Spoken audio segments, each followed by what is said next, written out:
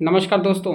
आज हम बात करेंगे उत्तर प्रदेश में प्राथमिक शिक्षक भर्ती के बारे में। जी हाँ दोस्तों, उत्तर प्रदेश में प्राथमिक शिक्षक भर्ती को लेकर अनवरत धरना प्रयागराज में चल रहा है। रजत सिंह एंड कंपनी के द्वारा यह धरना दिया जा रहा है। इसी के संदर्भ में अभी क्या हुआ है कि आम आदमी पार्टी के जो राज्यसभा सांसद हैं संजय सिंह, उन्होंने एक प्रेस कॉन्फ्रेंस की है।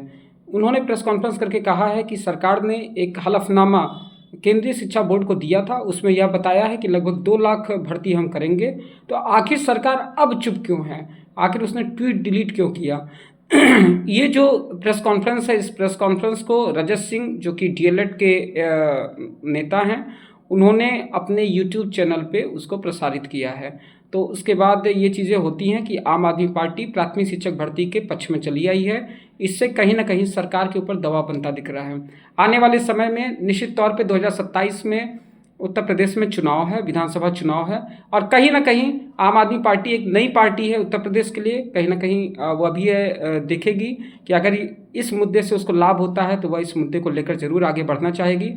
और वहीं पर समाजवादी पार्टी, उससे कोई खास रिस्पांस नहीं मिला। जी हाँ दोस्तों, एक थोड़ा बहुत उन्होंने प्राथमिक शिक्षक भर्ती को लेकर उन्होंने कभी कभार कुछ बोल दिया हो तो बोल दिया हो, अन्यथा मतलब विपक्ष की तरफ से मैंने एक चीज़ देखा है कि कोई भी विपक्ष ऐसा नहीं है कि जो इस मुद्दे को ढंग से उठाए या इस पर कुछ बात करे। कहीं ना कहीं चाहे वो कांग्रेस हो, चाहे वो समाजवादी पार्टी हो, उसने अभी तक प्राथमिक शिक्षक भर्ती के बारे में खुलकर नहीं बोला है, या छात्रों के संग वह खड़ा होते हुए नहीं दिख रहे हैं। ये भी बात सच हो सकती है कि जब रजत सिंह वहाँ पर धरना दे रहे हैं तो उस धरने में मुश्किल से 10 से लेके 50-100 की संख्या दिख रही है। तो उनको लगता होगा कि जब इतने कम लोग यहाँ पर इन्वॉल्व हैं, या लोगों का होता है कि संख्या दल जो होती है वो बहुत इंपॉर्टेंट होती है। भारतीय राजनीति में संख्या दल का होना बहुत इंपॉर्टेंट होता है। जैसे मान लीजिए कि कोई नेता अगर अपनी रैली कर रहा है और उस रैली में भले ही उस रैली में अगर मान लीजिए कम लोग आते हैं, तो कहीं ना कहीं ऐसा माना जाता है कि उसका वर्चस्व कम हो गया। चाहे ऐसा कुछ भी ना हो, लेकिन अब सोचने वाले के ऊपर होता है, क्योंकि सारा खेल मनोविज्ञान का है, सारा खेल मन का होता है। तो इसी तरीके से हम शुक्रिया देना चाहेंगे, करना चाहेंगे संजय सिंह का, आम आदमी पार्टी के जो राज्यसभा सांसद है, तो कि उन्होंने कहीं ना कहीं बच्चों के हित में आवाज़ उठाई और एक प्रेस कॉन्फ्रेंस किया।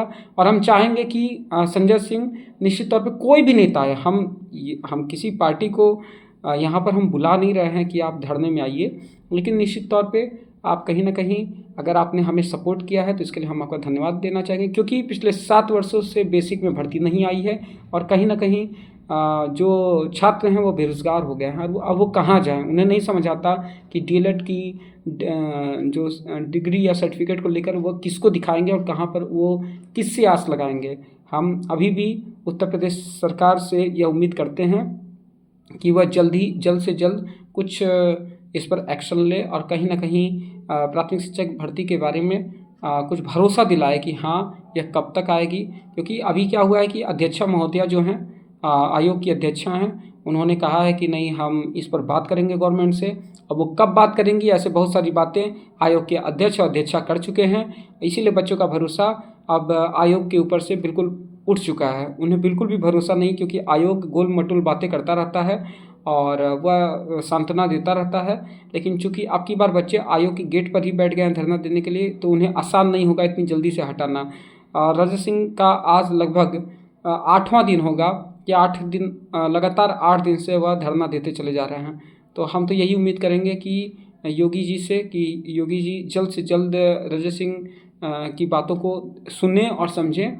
देखते हैं आने वाले समय में क्या होता है, लेकिन तब तक के लिए मैं अपनी वाणी को विराम देता हूं, और आगे कुछ अपडेट होगा तो निश्चित तौर पर मैं इस अपडेट को लेकर आऊँगा। इसी के साथ जय हिंद, जय भारत, जय माता।